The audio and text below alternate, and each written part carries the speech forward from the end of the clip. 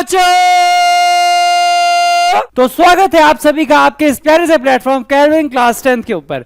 बेटा आज हम पढ़ने वाले हैं एसिड बेस एंड सॉल्ट्स। तो भाई इस चैप्टर के अंदर हम खत्म कर रहे होंगे अपने इस कंप्लीट चैप्टर को सिर्फ और सिर्फ 25 से 30 मिनट के अंदर। और बेटा इस पूरे सेशन को मैंने हैंड रिटन रखा है, तुम्हारी सारी टेंशन खत्म। सर नोट्स कहां से मिलेंगे, सर नोट्स साथ साथ बनाने नहीं बनाने, भाई कुछ नहीं करना, बस जाना है और आपको लेक्चर्स के नोट डाउनलोड करने हैं और बस पढ़ने बैठ जाना है। सारी मेहनत मैंने कर दी है, पूरा सेशन हैंड रिटन है, एक एक कंसेप्ट को भाई मैंने पूरे एकदम निचोड़ के रख दिया है। शॉर्ट फॉर्मेट में जो लिखा है याद कर लो, रट के चले जाओ। एग्जाम में इसके बाहर कुछ नहीं लिखना, कुछ नहीं आएगा। जो आएगा बेटा इसी की मॉडिफाई करके क्वेश्चन पूछे जा सकते हैं। आंसर सारे लिखे पड़े हैं, कहोगे तो बाद में मैच करके दिखा दूंगा। तो बस अब काम क्या है, शांति से अपनी कॉपी किताब खोलो और बैठ के अच्छे से मेरे साथ पढ़ना शुरू करो। चलो भाई शुरू करते हैं इसी बात पे। एसिड बेसिस एंड सॉल्ट हमारा चैप्टर है। सर इस चैप्टर को हम पढ़ते हैं कुछ इस तरीके से। बेटा सबसे पहले पढ़ेंगे एसिड के बारे में, फिर बेस के बारे में, फिर सॉल्ट्स के बारे में, फिर indicators, pH, scale and then neutralisation reaction. इस तरीके से हमारा 6 पार्ट्स में बेटा इस चैप्टर को मैंने क्लासिफाई करा है और 6 पार्ट्स के अंदर इस चैप्टर को खत्म करेंगे। सबसे पहले हम पढ़ेंगे सर किसके बारे में, सबसे पहले हम पढ़ेंगे एसिड्स के बारे में। भाई एसिड क्या होता है, फटाफट से रिवाइज करते हुए चलते हैं। सर एसिड ऐसे सब्सटेंस होते हैं जो कि इस खाने में कैसे होंगे, खट्टे होंगे, सोर इन टेस्ट। ये ब्लू लिटमस पेपर को रेड लिटमस पेपर में कन्वर्ट करेंगे। ये बेसिकली पानी में जाने के बाद क्या देंगे सर, ये पानी में जाने के बाद देंगे H पॉजिटिव आयन। और सर ये इलेक्ट्रिसिटी कंडक्ट करते हैं क्या, मैं कहा yes, acids conduct electricity. Acid क्या कंडक्ट करते हैं, एसिड कंडक्ट करते हैं इलेक्ट्रिसिटी। तो अगर आपके एग्जाम में क्वेश्चन आएगा right any 4 physical properties of the acid, आप कहेंगे सर ये H पॉजिटिव आयन देते हैं, सर ये खाने में खट्टे होते हैं, सर ये ब्लू लिटमस पेपर को रेड लिटमस पेपर में कन्वर्ट करते हैं सर, और ये जनरली इलेक्ट्रिसिटी की भी कंडक्ट करते हैं। मैंने कहा ठीक है सर, अच्छी बात है। सर इसके बाद आते हैं हम chemical properties of the acid. Acid की कुछ केमिकल प्रॉपर्टीज भी डिस्कस करने के ऊपर ध्यान से देखिए। अगर हम एसिड की कुछ केमिकल प्रॉपर्टीज डिस्कस करें बेटा, सबसे पहले हम पढ़ेंगे उसके बारे में। अगर हम उसकी मेटल्स के साथ में रिएक्शन कराते हैं, जब भी कोई एसिड जो होता है हमारा वो मेटल के साथ में रिएक्ट करता है, जब भी कोई एसिड किसी मेटल के साथ में रिएक्ट करता है, वो बेटा क्या देगा, वो फॉर्म करेगा बेटा मेटल का सॉल्ट और हाइड्रोजन गैस का इवोल्यूशन। याद रखिएगा जब भी कोई मेटल और एसिड की रिएक्शन होती है सर, यानी any acid reacts with the metal, acid और मेटल अगर आपस में रिएक्ट करेंगे बेटा तो आपके सामने आपका सॉल्ट बनेगा और हाइड्रोजन गैस की फॉर्मेशन हो जाएगी। क्या सब बच्चों को क्लियर है वाली बात? जी सर क्लियर है बिल्कुल। जैसे देख सकते हैं Na एक मेटल है, ये रिएक्ट कर रहा है HCl एक एसिड के साथ में, तो यह NaCl सॉल्ट फॉर्मेशन कर रहा है और H2 गैस को बाहर निकाल रहा है। Similarly from the potassium and the sodium are given some examples. अब बेटा एक बात आती है आपके एग्जाम में कि वाई, ये क्वेश्चन पूछा गया है, ऐसा क्यों होता है कि आपका जो ब्रास या यूटेंसिल या कॉपर के जो वेसल्स होते हैं बेटा, आपके जो बर्तन होते हैं ब्रास या कॉपर के, इसके अंदर आप दही स्टोर नहीं कर सकते या खाने वाले आइटम स्टोर नहीं कर सकते जिसमें थोड़ा सा एसिड की मात्रा पाई जाती है। क्योंकि सर जब आप ऐसा करेंगे तो आपके खाने में क्या होगा सर, वहां पे आपका खाना it is because it contains the acid होता है सर, क्योंकि ब्रास और कॉपर ये सब क्या है सर, ये एक मेटल है। और सर जब मेटल है खाने में लैक्टिक एसिड जैसे कर्ड में प्रेजेंट है भाई, लैक्टिक एसिड है सर, एसिड वो आपस में रिएक्ट करेगा सर तो एक पॉइजनस सॉल्ट की फॉर्मेशन कर देगा। और ये पॉइजनस सॉल्ट जब मतलब सर हम खाना खाएंगे तो हमारे पेट में हमें डायरिया या कोई प्रॉब्लम हो सकती है। हमने कहा अच्छी बात है।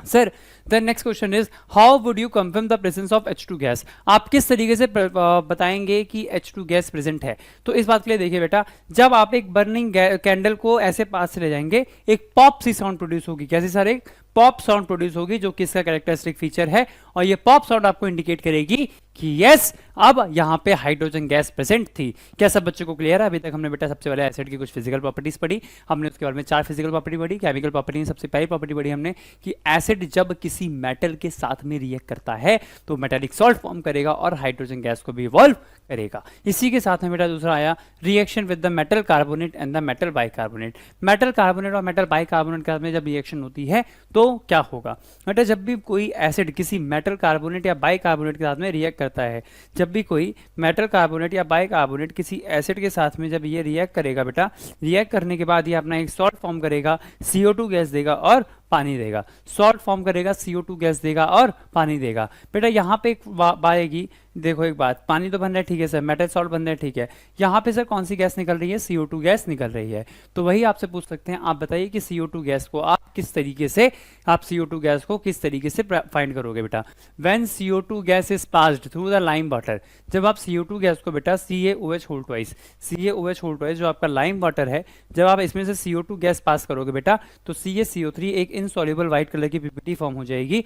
और जब इस पीपीटी में से आप इसमें दोबारा एक्सेस ऑफ CO2 जब पास करेंगे तो ये जो आपकी व्हाइट कलर की टर्बिडिटी आई है, ये पूरी व्हाइट कलर की टर्बिडिटी जो है बेटा ये खत्म हो जाएगी, आपका कलरलेस सॉल्यूशन फॉर्म हो जाएगा, कैल्शियम हाइड्रोजन कार्बोनेट की फॉर्मेशन यहाँ पे होगी। ठीक है सर, देखो ये लिखा भी हुआ है, रिमेंबर करके मैंने बोला भी था आपसे, if excess of CO2 passes through the solution of the calcium carbonate, the milkiness disappears and formation of the solution formation of the soluble calcium carbonate which is colorless। ये कैसा होता है सर, ये होता है कलरलेस। चलो sir बहुत बढ़िया बात है। इसके बाद में आता है reaction with the metal carbonate. Acid react करता है मेटल ऑक्साइड के साथ में। भाई मेटल ऑक्साइड कैसी होती है sir, metal oxides are basic in the nature, basic in the nature to form the salts in the water. किसी बच्चे को कोई दिक्कत हुई मेरे हिसाब से नहीं, तो चलो आगे बढ़ते हैं सर। इसी बात में हम आगे बढ़ते हुए देखेंगे अपना नेक्स्ट टॉपिक बेस के बारे में। बेटा बंधाई हो, हमने एसिड खत्म करा, ऐसे ही हम खत्म करेंगे बेस। हमने एसिड के बारे में दो चीज़ें पढ़ी, एक हमने मेटल की रिएक्शन पढ़ी एसिड के साथ में, एक हमने मेटल कार्बोनेट या बाइकार्बोनेट की रिएक्शन पढ़ी एसिड के साथ में। पहले केस में हाइड्रोजन गैस इन्वॉल्व हो रही थी, दूसरे केस में बेटा आपकी CO2 गैस इन्वॉल्व हो रही थी। अब पढ़ते हैं बेटा बेस। बेस के कुछ फीचर्स जनरली क्या होते हैं सर, ये रेड लिटमस पेपर को किस में कर देगा, ब्लू में कर देगा।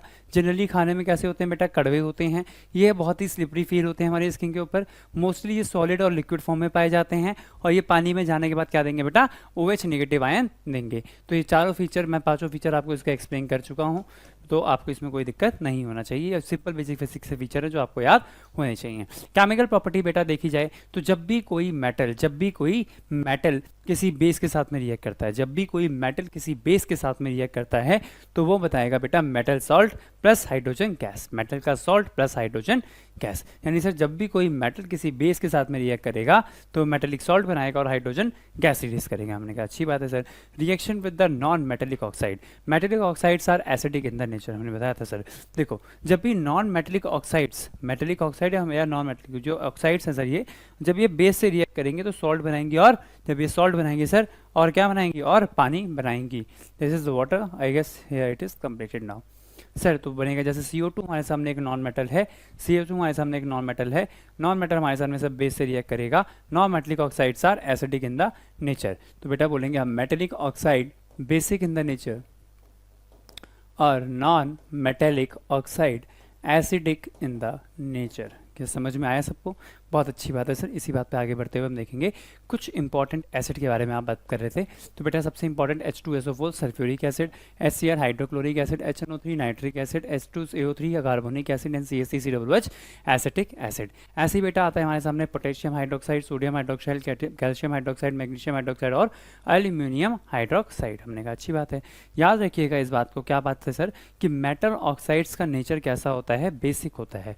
Metal oxides are basic in the nature, whereas non metallic oxides are acidic in the nature, जो मैंने आपको बात बेटा भी कुछ देर पहले बताई थी। तो इसी को खत्म करते हुए बेटा हम आते हैं अपने सॉल्ट्स के ऊपर। सॉल्ट वाले टॉपिक के अंदर हम देखेंगे कि जो हमारे सॉल्ट्स होते हैं, जो हमारे सॉल्ट होते हैं, ये सॉल्ट बेटा तीन तरीके से हो सकते हैं, एसिडिक सॉल्ट, बेसिक सॉल्ट और न्यूट्रल सॉल्ट। एसिडिक सॉल्ट बेटा तब होता है जब स्ट्रॉन्ग एसिड और वीक बेस हो, स्ट्रॉन्ग बेस वीक एसिड तो बेसिक सॉल्ट, और दोनों ही स्ट्रॉन्ग हो तो neutral salt. Sir basically salt होता क्या है, आप क्या कहना चाहते हो? बेटा मैं एक बात बताऊंगा कि आपके सामने सॉल्ट क्या होता है, आप इस बात को देखिए एक बार। आपके सामने जो सॉल्ट होता है बेटा, एक हम पढ़ते हैं बेटा न्यूट्रलाइजेशन रिएक्शन। क्या पढ़ते हैं sir? Neutralisation reaction, neutralisation reaction. तो बेटा इस रिएक्शन के अंदर क्या होता है कि जब भी कोई एसिड और एक बेस आपस में आके रिएक्ट करेंगे, रिएक्ट करते थोड़ा सा शर्माएंगे, और शर्माने के बाद बेटा ये एक सॉल्ट की फॉर्मेशन करेंगे और साथ में पानी को बाहर निकाल देंगे। हमने कहा अच्छी बात है अगर ऐसा होता है तो बेटा तब तो हम बोल सकते हैं that salt is the byproduct of the neutralisation reaction. Salt is the byproduct of the neutralisation reaction. ठीक है sir, it is the byproduct और the product of the neutralisation reaction. These are the ionic compound mostly which contains the positive ions cation and negative ions that is anion. ठीक है, कोई दिक्कत की बात नहीं है। तो भाई इस तरीके से हमने देख लिया कि सॉल्ट क्या होते हैं और हमने जान लिया सॉल्ट के बारे में, कुछ इंपॉर्टेंट सॉल्ट के बारे में। चलो डिस्कशन शुरू करते हैं। हमारा सबसे पहला डिस्कशन आता है बेटा कॉमन सॉल्ट के बारे में। कॉमन सॉल्ट के बारे में सर, कॉमन सॉल्ट क्या होता है? कॉमन सॉल्ट बेटा जो हमारे घर में कॉमनली पाया जाता है, जिसका नाम होता है NaCl, sodium chloride. Properties obtained from the sea water by the evaporating it. हमें कैसे मिलता है सर? जब हम सी वाटर का इवापोरेशन करेंगे तो हमें उससे ये ऑब्टेन होता है सर। ये स्लाइटली हाइग्रोस्कोपिक होता है नेचर में, मतलब, और सर ये पानी को हाइग्रोस्कोपिक होते वाली बात तो नेचर में सर। और ये पानी को क्या करता है सर? पानी में बहुत आराम से घुल जाता है। हम सभी पानी के अंदर नमक घोल करके पीते हैं बचपन से, हमें सबको पता है कि सर नमक जो होता है पानी में घुल जाता है। कुछ इस तरीके का हमारा टाटा सॉल्ट नमक दिखता है, आप सभी इसे देख सकते हैं, बड़ा प्यारा लग रहा है सर। इसी के साथ साथ अगर हमसे बोला जाए कि इसके कुछ खाने के यूज़ बता दीजिए, मैं कहूँगा कि भाई सबसे पहला यूज़ है कि हमारी डाइट में रेगुलर तौर पे पाया जाता है सर। इसको अगर तुम्हें बेटा पानी को जल्दी जमाना है तो उसके अंदर तुम थोड़ा सा नमक डाल सकते हो, इसलिए फ्रीजिंग एजेंट के तौर पे भी यूज़ कर सकते हैं इसे। As a raw material for the caustic soda, bleaching powder, baking soda, washing soda, इन सब के लिए बेटा एज अ रॉ मटेरियल भी आप इसका यूज़ कर सकते हैं। इलेक्ट्रोलाइसिस की बात करेंगे तो इलेक्ट्रोलाइसिस के अंदर आपको देखने को पता चलेगा कि electrolysis of the common salt brine solution also called as chlor alkali process. Basically नमक और पानी, NaCl प्लस पानी, नमक पानी के घोल का ही क्या नाम होता है बेटा? इस घोल का नाम होता है ब्राइन। नमक पानी के घोल का क्या नाम होता है सर? इस घोल का नाम होता है ब्राइन। ठीक है, अब इस ब्राइन सॉल्यूशन का क्या करेंगे हम? इलेक्ट्रोलाइसिस करेंगे। क्या करेंगे? इलेक्ट्रोलाइसिस करेंगे, क्लोर अल्कली प्रोसेस उसी। अब इसका जो इलेक्ट्रोलाइसिस होता है सर, ब्राइन सॉल्यूशन, इस ब्राइन का जो इलेक्ट्रोलाइसिस करेंगे जब हम इलेक्ट्रोलाइसिस करेंगे, इसी का नाम क्या होता है सर? इसका नाम होता है क्लोर अल्कली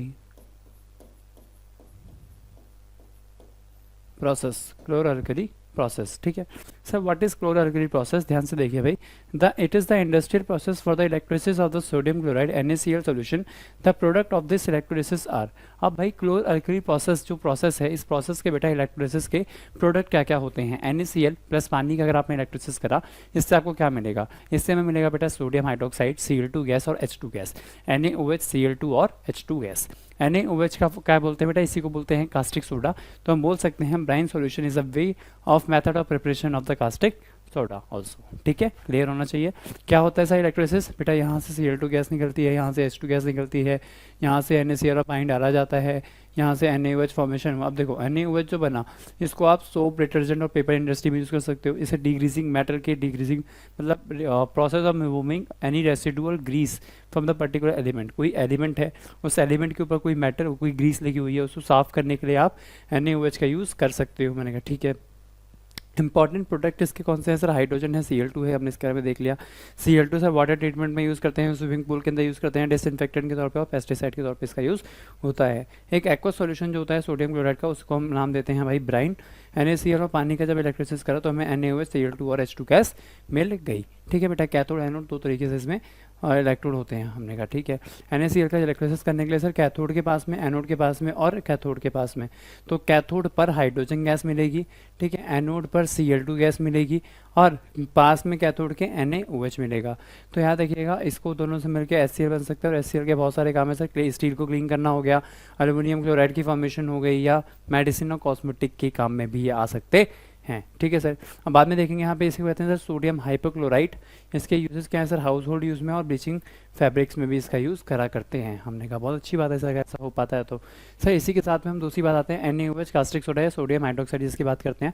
कैसे बनता है sir? It is a by product of the क्लोर alkali process. Chlor alkali process में एक बाई प्रोडक्ट के तौर पर बनता है बेटा। कुछ इस तरीके से इसके क्रिस्टल्स होते हैं और उसको वैसे फॉर्म में पाया जाता है बॉटल के अंदर। For making soap and detergent इसका यूज़ करते हैं, डिग्रीजिंग मेटल, आर्टिफिशियल फाइबर्स बनाने के लिए, पेट्रोलियम रिफाइनिंग में और लेबोरेटरी रिएजेंट भी हम इसका यूज़ करा करते हैं सर। अच्छी बात है, कोई दिक्कत की बात नहीं। फिर आता है बेटा हमारा third salt baking soda. Baking soda के बारे में कुछ इंपॉर्टेंट चीज़ आपसे पूछी जा सकती है कि बेकिंग सोडा को बनाने का जो प्रोसेस होता है उसका नाम होता है सॉल्वे प्रोसेस। आपके एग्जाम में मल्टीपल टाइम्स, क्या 1000 टाइम्स ये वाला क्वेश्चन आ रखा है, व्हाट इज सॉल्वे प्रोसेस? बेटा Solvay process the way by which the baking soda is prepared. भाई when an aqua solution of the sodium chloride, जब सोडियम क्लोराइड, पानी, अमोनिया और CO2, सोडियम क्लोराइड, पानी, अमोनिया, CO2, सोडियम क्लोराइड, पानी, ammonia, CO2, इन सबको लेकर के बनता है भाई NaSCO3 बेकिंग सोडा और NH4Cl। हमने कहा अच्छी बात है। ध्यान से देखिए, बेकिंग पाउडर बनाने के लिए इसका हम यूज़ करते हैं बेकिंग सोडा का। किसका? बेकिंग सोडा का यूज़ करते हैं बेकिंग पाउडर बनाने के लिए, एंटासिड बनाने के लिए, एज ए एडिटिव हम इसको फूड और ड्रिंक्स में ऐड के तौर पे यूज़ करते हैं और फायर एग्जीक्यूशन का भी इसमें काम होता है सर। ब्लीचिंग पाउडर की बात करेंगे, CaOCl2 ब्लीचिंग पाउडर जो होता है सर, इसकी प्रिपरेशन कैसे होती है, by passing chlorine gas over the slake lamp. आप जब क्लोरीन गैस को स्लेक लैम्प के पास से पास करते हैं, तो अब स्लेक लैम्प के पास से आप क्लोरीन गैस को पास करेंगे तो आपको मिलेगा ब्लीचिंग पाउडर और पानी अलग से मिलेगा। ठीक है सर। अब इस यूसेज देखेंगे आप, ब्लीचिंग पाउडर के कुछ यूजेज होंगे सर। यूजेज कैसे हैं, आप इसको ब्लीचिंग में यूज़ कर सकते हैं टेक्सटाइल की, for disinfecting the drinking water. आप ड्रिंकिंग वाटर के अंदर जो बेसिकली बेटर इम्प्योरिटीज़ पाई जाती हैं उसको हटाने के लिए आप इसका यूज़ कर सकते हैं। आप एज एन ऑक्सीडाइजिंग एजेंट आप इसका देख सकते हैं manufacturing of the chloroform, paper industry में और लॉन्ड्री के अंदर भी आप ब्लीचिंग पाउडर का यूज़ देख रहे होते हैं। तो बेटा ये सारी नॉर्मल सी बातें हो गई, आप लोग सभी जानते हैं। वॉशिंग सोडा की बात कर लेते हैं, Na2CO3.10H2O। प्रिपरेशन के तौर पे बताऊं तो वॉशिंग सोडा को कैसे बनाते हैं भाई, सीरीज ऑफ स्टेप्स इसके लिए हम फॉलो करते हैं। सबसे पहले क्या करेंगे, मैन्युफैक्चर करेंगे सोडियम हाइड्रोजन कार्बोनेट यानी NaSCO3 की फॉर्मेशन। सबसे पहले NaSCO3 की फॉर्मेशन करी, फिर NaSCO3 का बेटा डिकम्पोजिशन करके सोडियम कार्बोनेट बनाएंगे, CO2 बनाएंगे और पानी बनाएंगे। अब इस सोडियम कार्बोनेट के ऊपर बेटा हम पानी के मॉलिक्यूल्स स्प्रिंकल करेंगे तभी बनेगा। यानी 3 स्टेप हैं सर। सबसे पहले हम सोडियम हाइड्रोजन कार्बोनेट बनाएंगे NaCO3, फिर हम उसका डिकम्पोजिशन करेंगे थर्मली और फिर उसको क्रिस्टलाइजेशन डिक्रिस्टलाइज करेंगे। ठीक है सर। फिर सॉफ्टनिंग, इसका यूज़ कैसे होता है सर वॉशिंग सोडा का, सर कपड़े धोने के काम में आता है, डोमेस्टिक पर्पस में, हार्डनिंग हार्ड वाटर को सॉफ्ट करने में, मैन्युफैक्चरिंग ऑफ द बोरेक्स में भी, बोरेक्स एक बेटा ग्लास बीट टाइप स्ट्रक्चर होता है, और लॉन्ड्री में इसका यूज़ होता है, और पेट्रोलियम रिफाइनिंग इंडस्ट्री में भी इसका यूज़ हम करते हैं। हमने कहा अच्छी बात है, वॉशिंग सोडा वही जो घर में होता है भाई। अब वाटर ऑफ क्रिस्टलाइजेशन क्या होता है, बीच में मन में डाउट आया सर, CaSO4.12H2O या Na2CO3.10H2O, ये .H2O क्यों निकल रहा है सर, पूरा पानी नहीं प्रेजेंट है क्या? बेटा एक molecule particularly fix number of molecule के साथ में कंबाइन करता है। ध्यान से देखिए, the fixed number of water molecule जो कि प्रेजेंट होते हैं एक फॉर्मूला में किसी भी कंपाउंड की सॉल्ट के, उससे क्या बोलते हैं भाई, water of crystallization. Water of crystallization क्या होता है sir, fixed number of water molecule जो प्रेजेंट होगी one formula unit of the compound में, उसको क्या बोलते हैं, वाटर ऑफ क्रिस्टलाइजेशन बोलते हैं। जैसे कि Na2CO3.10H2 में सोडियम कार्बोनेट हाइड्रेटेड और washing soda appears to be dry but actually they are not, contains the water of crystallization। ठीक है जी सर, पाउडर फॉर्म में होता है लेकिन उसमें पानी तभी प्रेजेंट होता है। अब इसके बाद देखते हैं भैया का पाँव टूटा हुआ था, हमने इनका पाँव संभाला कैसे, डॉक्टर ने संभाला कैसे सर, POP लगा के। POP क्या होता है sir, heating of the gypsum. जब हम जिप्सम की हीटिंग करते हैं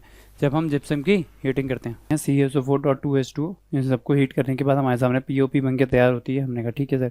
प्लास्टर ऑफ पेरिस को बेटा कॉमनली हम POP के नाम से जानते हैं। POP एक वाइट कलर पाउडर होता है, कन्वर्ट करता है जिप्सम को into small amount of water. Come convert कर सकते हैं जिप्सम को, भाई जिप्सम है POP में थोड़ा सा पानी ऐड करा, जिप्सम बन गया, जिप्सम को हीट कर दिया, दोबारा से POP बन गई। ठीक है, कोई दिक्कत की बात नहीं है। आओ सर, टॉय बनाने में यूज़ करते हैं, डॉक्टर यूज़ करते हैं, डेकोरेशन में यूज़ करते हैं और स्मूथ सरफेस बनाने के लिए यूज़ करते हैं। तो बेटा यहाँ इतने हमें सॉल्ट्स पढ़ने थे। इतने सॉल्ट पढ़ने के बाद हम आते हैं अपने नेक्स्ट टॉपिक की तरफ, that is to be called as indicator. Indicator क्या होते हैं सर, ऐसे सब्सटेंस होते हैं जो कि हम ये इंडिकेट करेंगे भाई कि ये हमारे सामने जो सॉलिड है, जहाँ जो भी हमारे सामने बेटा गिवन सब्सटेंस है, ये एसिड है या बेस है या इनमें से कुछ नहीं है, एसिड है या बेस है या इनमें से कुछ भी नहीं है, एसिड बेस या इनमें से कुछ नहीं। भाई कैसे सर, ध्यान से देखो भाई, इंडिकेटर वो सब्सटेंस है जो कि हमें या तो अपना कलर चेंज कर लेंगे या अपना ऑर्डर चेंज कर लेंगे जब भी वो एसिड बेस या किसी के कांटेक्ट में आएंगे। मैंने कहा ठीक है भाई, इंडिकेटर को मैंने क्लासीफाई करा, नेचुरल इंडिकेटर, सिंथेटिक इंडिकेटर और नेचुरल, सिंथेटिक और नेचुरल हो गया, सिंथेटिक हो गया और ऑल्फैक्टरी इंडिकेटर हो गए। ध्यान से देख सकते हैं सर, नेचुरल इंडिकेटर वो इंडिकेटर होते हैं भाई जो कि found in the plants and animals in nature, जो कि नेचर में पाए जाते हैं। ठीक है, जैसे कि लिटमस पेपर और टर्मरिक। सिंथेटिक इंडिकेटर बेटा ऐसे इंडिकेटर होते हैं जो कि हमारे सामने लैब के अंदर सिंथेसाइज करे जाते हैं, जैसे कि फिनाप्थलीन और मिथाइल ऑरेंज। ठीक है, याद रखिएगा, बहुत ज़्यादा इंपॉर्टेंट वाला टॉपिक है भाई ये। यहाँ से क्वेश्चन डायरेक्ट आपके एग्जाम में आएगा और इसी टेबल से आएगा। ये इंडिकेटर जो चेंज कर लेते हैं अपने ऑर्डर को या अपने स्मेल को, दैट इज़ अपने स्मेल को, जब हमारे सामने एसिड या बेस के कॉन्टैक्ट में है, जैसे वनीला हो गया, वनीला एसेंस हो गए, अनियन हो गया, क्लोव हो गया, ये सब। ठीक है भाई, ये है मोस्ट इंपॉर्टेंट पूरी स्लाइड की सबसे important table. That is sir, जब भी एसिड को आप रेड लिटमस का कुछ नहीं करता, एसिड रेड लिटमस पेपर का कुछ नहीं करता। एसिड जो है वो रेड लिटमस पेपर को एसिड जो है रेड लिटमस पेपर का कुछ नहीं करता, लेकिन एसिड ब्लू को रेड में कर देगा। एसिड ब्लू को कोई चेंज नहीं करेगा, लेकिन ब्लू में कोई एसिड जो है वो रेड को ब्लू में कर देगा, पर ब्लू में कोई चीज़ नहीं करेगा। एसिड जो है वो टर्मरिक के साथ में येलो कलर देगा, बेस जो है वो टर्मरिक के साथ में रेड कलर देगा। एसिड जो है फिनोप्थलीन के साथ में कलरलेस रहेगा, एसिड जो है मिथाइल ऑरेंज के साथ में रेड रहेगा, लेकिन बेस फिनोप्थलीन के साथ में पिंक और मिथाइल ऑरेंज के साथ में येलो कलर देने की अहमियत रख लेता है। इसी के बाद बेटा हम शुरू करते हैं अपने पीएच स्केल को।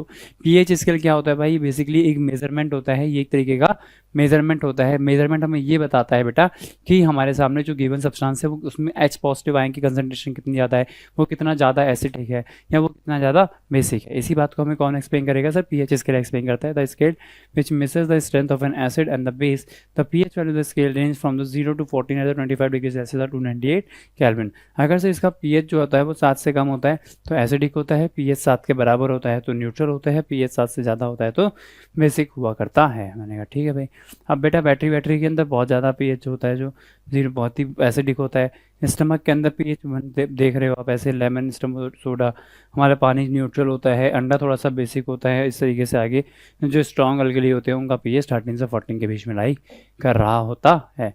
पीएच की इंपॉर्टेंस अगर हम रोज़ की अपनी लाइफ में देखें तो हमारी रोज़ की लाइफ में देख सकते हैं, हमारा जो मॉन्यूमेंट है पहले उसमें बहुत साफ था, लेकिन धीरे धीरे एसिड ड्रेन हुई। एसिड ड्रेन क्या होती है भाई, जब जो हमारे सामने कुछ गैसेज होती हैं SO2 वगैरह वो पानी के साथ में मिल जाती हैं और उसका पानी जो ऊपर से गिर रहा है यानी रेन वाटर का पीएच जब 5.6 से भी नीचे चला जाता है, उस कंडीशन को बेटा हम एसिड रेन के नाम से जान रहे होते हैं। मैंने कहा ठीक है सर।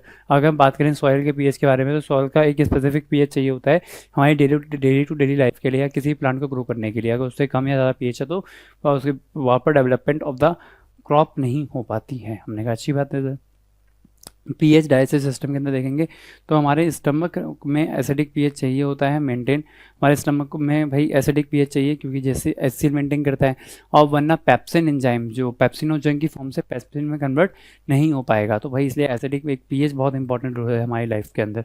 भाई ऐसे बहुत सारे रोल हैं बेटा। दांत के ऊपर थोड़ा लिखे आता है कि भाई अगर हमारे दांत में अगर हम जो सुबह सुबह ब्रश ना करें तो भी दिक्कत हो जाती है। ये सारा मैंने इसमें लिख दिया है, बहुत आराम से पढ़ सकते हो, नोट्स डाउनलोड करो, पूरा पढ़ो।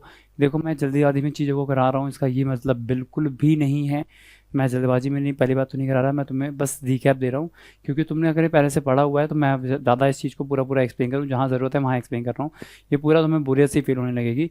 तुम एनर्जी के साथ में भैया इस चीज़ को पूरा पढ़ो और एग्ज़ाम में नंबर स्कोर करो। ये तुम्हारे लिए मैंने ही मेहनत करी है, पूरा लिखा है जो इतना, ठीक है। तो ये मत कहते ना सर वो नहीं करना, हम नहीं कर रहा, पूरा पढ़ना है तुम्हें। जो इतने मैंने लिखवाया है सेल्फ डिफेंस के तौर पे कभी यूज़ करते हैं और प्लांट्स में कैसा ही है, ये सब तुम्हें पढ़ना पड़ेगा।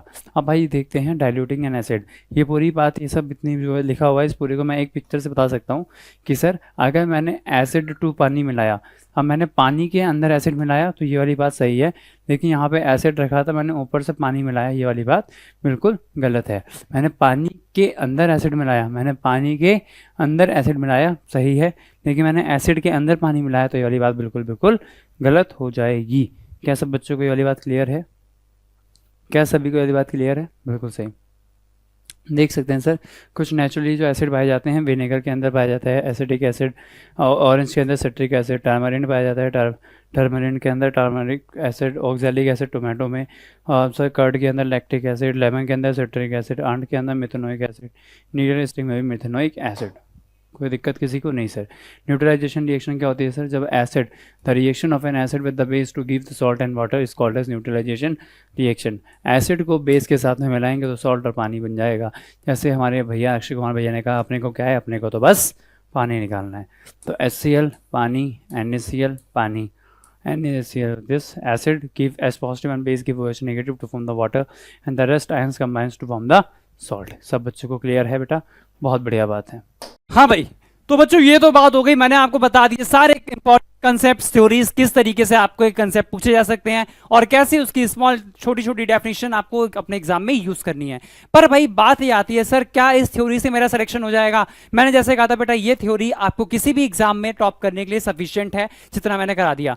पर बेटा एक बात है कि वो थ्योरी आप अप्लाई कैसे कर पाओगे, आपको कैसे पता चलेगा कि बोर्ड में वो किस तरीके से पूछ ले? भाई एक ही सवाल को पूछने के बहुत तरीके हो सकते हैं। मान लो उसने आपको लैंग्वेज में फंसा दिया तो अब आप क्या करोगे? तो इसका सॉल्यूशन सचिन भाई आपके लिए लेके आ चुके हैं। देखिए आइए, क्वेश्चन कहां से प्रैक्टिस करूं? सभी बच्चों का सवाल होगा सर थ्योरी पढ़ लिया, क्वेश्चन कहां से करने हैं? तो भाई इसका सॉल्यूशन आपके सामने ये रहा। आ जाइए सर। तो आपने बेटा क्या करना है, आपको MCQ practice, assertion based question, case based study, source based question, 2-3 marks question, 5 marks question, map work जो भी आपके बेसिकली पूछे जा सकते हैं। मैप वर्क सर इसमें तो नहीं है, मैप वर्क कहाँ आएगा सर? बेटा मैप वर्क SST का है, सेम परफॉर्म आप जानते हैं। ये तो हम आपको ओवरऑल आपकी प्रैक्टिस बता रहा हूँ ना, मैं आपको एसएसटी का हो गया, मैथ्स का हो गया, साइंस का हो गया, कैसे करना है, तो वो चीज़ है sir. Statement based question, diagram based question और picture based question, map work छोड़ के सर 9 टॉपिक्स ऐसे हैं जो आपके मोस्ट इंपॉर्टेंट हैं और आपसे पूछे जा सकते हैं सर एग्जाम्स की फॉर्म में। हम ये कैसे कहाँ देख सकते हैं, ध्यान से देखो बेटा। और भाई सबसे जरूरी चीज, आपको जरूरत है ऐसे एमसीक्यूज की जिनको आप ट्रिक्स के थ्रू सॉल्व करो। आपको चाहिए होगा एक ऐसा मेंटर एमसीक्यू करते वक्त, क्योंकि भाई हम तो एमसीक्यू करते हैं, एमसीक्यू करते वक्त आप सभी उसमें ऑप्शन एलिमिनेशन दिमाग से लगाते हो, पर कई बार बेटा हम एमसीक्यू बिना राइट ऑप्शन पता करे भी कर सकते हैं। अगर हमें नहीं पता इसका आंसर क्या होना है, तब भी हम उस एमसीक्यू को सॉल्व कर सकते हैं। कैसे, ये मैंने अपनी वीडियोस में बहुत आराम से एक्सप्लेन करा है, किसके अंदर अभी आपको सब पता चलने वाला है, बस 2 मिनट का वेट करिएगा। और सबसे इंपॉर्टेंट बात, सब्जेक्टिव क्वेश्चन कैसे रिप्रेजेंट करें। क्या आपको पता है अगर आपको बोर्ड्स में क्वेश्चन नहीं आता है तब भी आप उससे नंबर ले सकते हैं। कैसे सर, बेटा जब भी आपको कुछ गिवन होता है आपको उन सब चीजों को मेंशन करना होता है। कुछ पूछा गया है उसके बारे में कुछ चीजें लिख दोगे तो भी बोर्ड्स में आधा नंबर तो कम से कम मिलेगा ही मिलेगा। ठीक है, तो आप लोग इसकी बेटा कंप्लीट प्रैक्टिस कर सकते हो। मैथ्स का क्वेश्चन बैंक, साइंस का क्वेश्चन बैंक, सोशल साइंस का क्वेश्चन बैंक और हमारा 3 in 1 question bank, 3 in 1 for Hindi medium, English medium हमारे पास टोटल अवेलेबल है।